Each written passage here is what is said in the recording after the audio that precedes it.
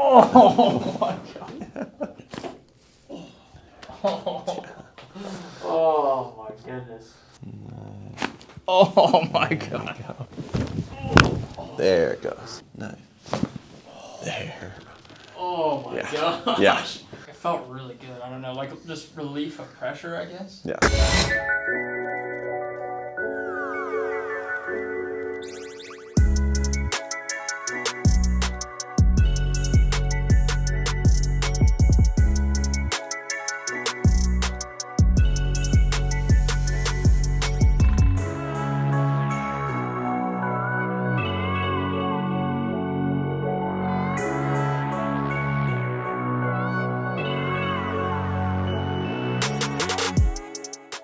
What's going on, guys? Dr. Scott here with Limitless Chiropractic in Austin, Texas. And today we're here with Jeremy. And Jeremy is, for lack of a better word, a runner. So I'll have him explain a little bit of who he is, what brings him in today, and how we can help. Yeah, so I'm a running coach, and I run marathons, half marathons, generally run about 40 to 60 miles a week, and coming in to get some adjustments, make sure I'm in alignment, and make sure there's no weird stuff going on. Yeah, a lot of people, usually they come in if they're runners because they've been battling some, knee pain, ankle pain, kind of like what we were talking about. But one thing not a lot of people know is a lot of runners actually come in here with shoulder and neck issues. A lot of that comes from, if you're really packing on the miles, before you know it, you have one shoulder creeping up a lot higher than the other one, and that can start to create a lot of imbalances and lead to, aches, pains, a lack of range of motion. But today we're going to focus more on just the entire body. We're going to be able to check his feet and ankles too, make sure they're looking good, because 40 to 60 miles a week is a lot. A lot of miles. I'll tell him a little bit about some like the races that you've done in the past. Yeah, so I've done a handful of marathons, a sub-3 marathon, several half marathons, a couple ultra marathons. One of them was a 50-mile race to the mountains in Wyoming. So definitely a lot of wear and tear on the body. Yeah. I do a lot of mobility work and strength training to kind of compensate for all the miles, but always got to get adjusted and make sure everything else is looking good too. That's right. Jeremy's really kind of changing the game when it comes to what it is to be a runner. A lot of people, if you don't have any idea, you think, okay, these guys are just running. But in reality, there's so much more to it. I'm not a runner, but I've learned a lot just from listening to how he talks, where it's not just go out there and go move your legs. You got to also do some strength training, and then you got to do some recovery too. So this is part of the recovery process, so that way he can continue to pack on the miles and make sure he doesn't get injured during the process too. That's right. Any last thing you wanted to mention? Or? I don't know. I'm ready to get cracked. You just want to get adjusted. I'm excited. Okay. So let's have you start off face down for me. First things first, coming down here to his Vivo barefoot. So already this guy takes good care of his feet by making sure he has a good wide toe box and nothing crazy going on. Let's see. So right off the bat, a little short on that right side. Are you right-handed or left-handed? Right. Right-handed. And staying a little bit short. Okay. So let's see. So that's the thing is if your leg is slightly short, it's not the end of the world if you're going down to the mailbox to check the mail. But if you're going, 20, 30, 40, 50 miles every single week, it starts to accumulate over time. That one little inch starts to become a bigger issue. So what we want to do is create that balance in here, so that way as he's running, he doesn't create a lot of imbalances. So right off the bat, right there. Yeah, can you feel that it's more pushback on this right side too? Yeah. So what we want to do is help lower that down. So let me have you lay on your side facing the doorway for me. Cool, so right here, this is the best position to help free up the pelvis, to help lower that side back down. Cool, so right inside here. Nice, low back stays relaxed as I rock that over down here. There it goes. Oh my goodness. You need a twofer on that one. Oh, that was nice. And let's have you go to the other side for me, please. Good, so right here. So this time it's going to be a little bit more right there. The low back stays relaxed as I kind of rock this side down. Nice. There. Oh my gosh. Yeah. Felt that everywhere. So how would you describe that? Oh man. It felt really good. I don't know, like just relief of pressure, I guess. Yeah. I don't know. It's one of those things where if the pelvis is rocked over to one side, the spine, those bottom bones, L5, L4, L3, all those lumbars, start to rotate the other way. So what we did was first we helped correct the pelvis, and then we helped unrotate, or basically rotate those bottom bones back to where they need to be. So now everything goes back to alignment. So now let's double check to make sure we made a change. Just have you go face down again. There we go. And this way you know I'm not making it up because you'll be able to see it on a video. Nice and even. Even. Let me know, does that even feel a little bit smoother too? Yep, 100%. Yes, sir. Awesome. So now, let's start to work our way up the spine. But first, I like to lower this part down. Oh yeah, so when you were getting adjusted by me on the portable table, it didn't have the drop piece. Oh, yeah. So this is cool, where it pops up like this, and then I just do 3 drops down. It's really gentle, just as a way to help keep the pelvis, the sacrum, off of L5, like this. Right. Nice and easy. This is a lot more to do with the neurology right here. Perfect. So now let's start to work our way up and see what's going on up here. Nice. Would you say you do strength training every day too? 4 to 5 times a week. 4 to 5 times a week, cool. And running like every day? Or 6 days. 6 days a week. So you at least have 1 day of recovery from everything? Yep. Yeah, good. Yeah, so what I'm noticing right off the bat is that this side goes in a lot easier. This side, a little bit more difficult. So basically exaggerate your head is tilting this way. So what we want to do is help bring it the opposite direction to create that balance. Right in there. In fact, we'll double check this. I want you to turn your head all the way to this side and rest your cheek down. Good, and just kind of notice how that feels. Yep. And then you're going to do the same thing to the other side. Oh, it's definitely tighter that way. Yeah, so when you turn to the right side, it feels more difficult. Yep. And where do you notice it? Kind of like more so like up inside here? Yep, right there. See, that's what I'm talking about. Let's have you go face down again for me.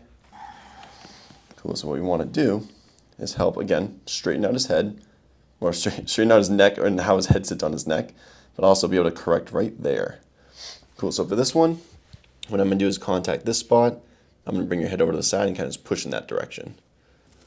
Okay, so it's almost like you're looking at those plants over there. Oh my goodness. That was nice. Needed? Did. I needed that so bad. Yeah. So let's do this. Let's have you turn over so you're face up, please. Sweet. So ahead. You can keep everything relaxed. I'm going to rock you over this way. Cool. Yeah, so right in there. Good. Take a breath in.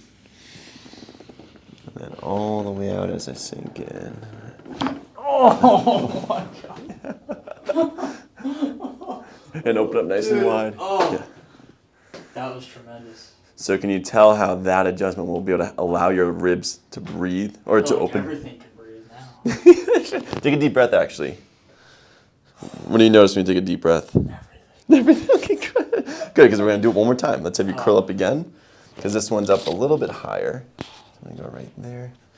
Good. Head stays relaxed. Body stays relaxed. I'm going to go right here. Actually, bend your knees for this one so your feet are on the table. Good. Right inside here. Good. Another deep breath in.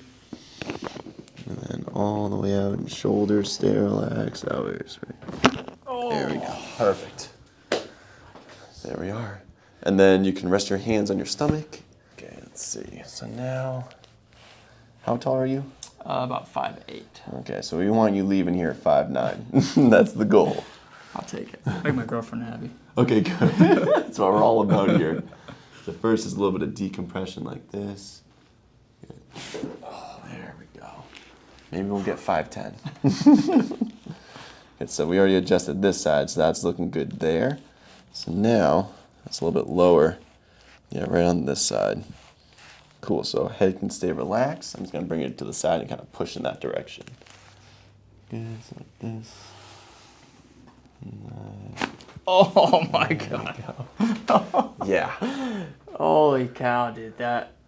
I don't know what your experience is like with I that. don't know. I feel like there's just so much pressure, and then it all gets released. Like I've had you do it before, but that feeling just never gets old. Like it obviously just builds up, especially after not being in here for a couple months. Yeah. And there's a lot of built up pressure. It's almost like a toilet flushing for the most part. That's a good way to put it. Yeah, I've heard that description before. It's like a toilet bowl just flushing, where it just leaves your head and just allows everything to flow better. I feel like I weigh less, if that makes sense. I don't know, like you're just getting, like you said, flushed out. Lighter. When you have less stress on your joints, you feel lighter and you run faster. That's right. You know, there we go. You can stay right there. I'm gonna check these out. Are these a slide off? Yeah, you can. Okay. Yeah. So what we're gonna do is basically just kind of start pulling and tugging on some different ones that here, just to make sure things are moving correctly. Especially just given how many miles you put on this a week. Good. So first I just like to go in here and just kind of check all that. So a little bit in there. Nice.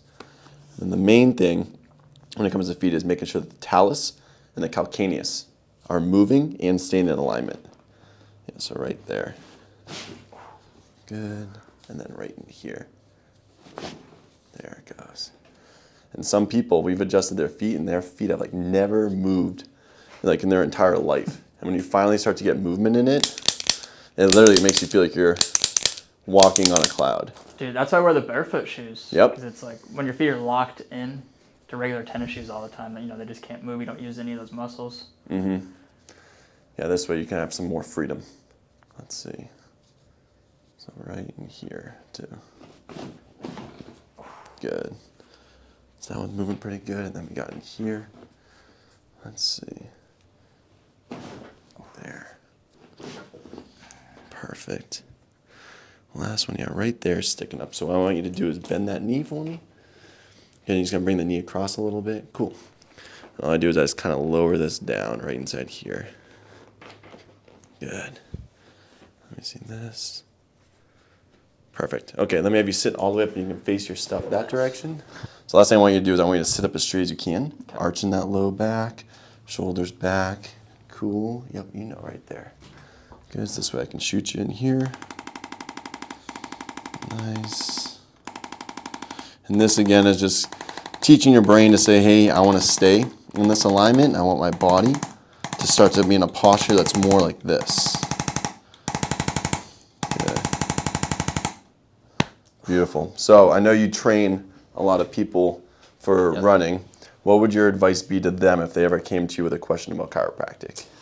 When it comes to chiropractics and running, I would say, you know, go try it out. I don't think you're going to be disappointed with how it feels. You know, you got to take care of your body while you're running and when you're not running, obviously. Mm-hmm. So, you know, strength training, the mobility, the recovery, coming in, make sure, like I said earlier, is like you're in alignment and that you don't have any weird deficiencies or, you know, abnormalities. And Dr. Scott can come and help you out.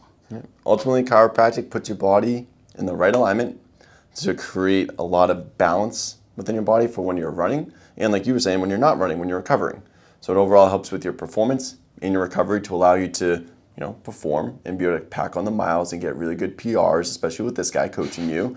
And then also recovery, so that way you don't end up getting hurt. And this can be something that you do for years down the road and not something that's really short-lived. So if you guys are looking for a running coach or any advice on running, obviously, you gotta give this guy a shout out and be able to see what he has for advice. And if you guys are looking for a chiropractor, reach out to us and we can help point you guys in the right direction, unless you come down to Austin, Texas, and you just come right over here. But any last words about running, chiropractic, anything like that? I would say, you know, being proactive is always going to be better than reactive. So get ahead of injuries or potential injuries, and that's going to be way better, obviously, in the long run than trying to, you know, like I said, treat the symptoms. So be proactive, go and get help like this, and try and get ahead of any potential injuries. Awesome. Thanks, guys. We'll see you guys again next week. Hey guys, I hope you enjoyed the video. If you want to see more, click the subscribe button below. And leave us a comment if you liked our videos or if you even didn't like our videos, and also what you would like us to do in the future. And we'll see you guys again next time here at Limitless Chiropractic in Austin, Texas.